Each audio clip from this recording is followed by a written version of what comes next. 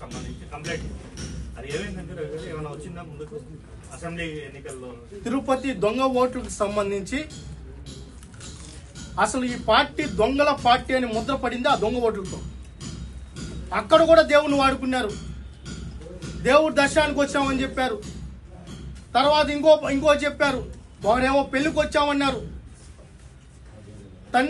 తండ్రి పేరు కూడా మార్చేశారు.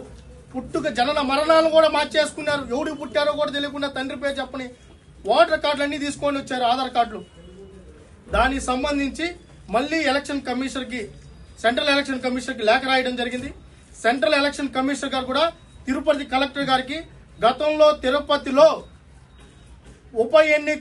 ఎంపీ ఉప ఎన్నికల్లో తిరుపతిలో 35,000 ఓట్లకు సంబంధించి దొంగ ఓట్ల ప్రక్రియ జరిగింది.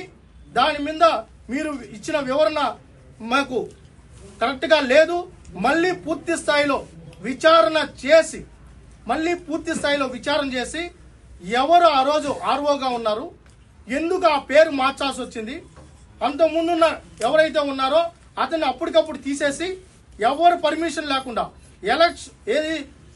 సెంట్రల్ ఎలక్షన్ కమిషన్ సంబంధమే లేకుండా వీళ్ళే మార్చేసుకొని మీరు ఏ విధంగా లాగిన్ ఐడి ద్వారా ఇవన్నీ ప్రింట్ తీశారు అని ఇక్కడికి వచ్చింది. దాని మీద తొందరగా నివేదిక అందుతుంది.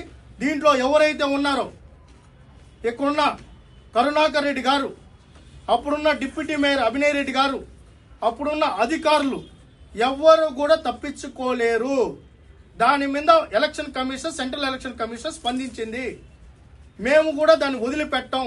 ఎందుకంటే ఈ పార్టీ పునాదులు కదిలిందే దొంగ ఓట్లు కుంభకోణం నుంచే. ఆ దొంగ ఓట్ల కుంభకోణాన్ని మేము వదిలిపెట్టాం.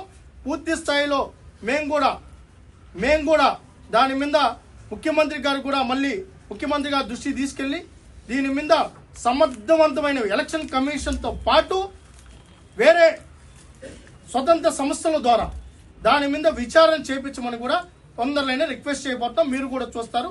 దాంట్లో ఎవరైతే కారకులు ఉన్నారో వాళ్ళందరూ కూడా చట్టపరంగా చర్యలు తీసుకోబడతాయి.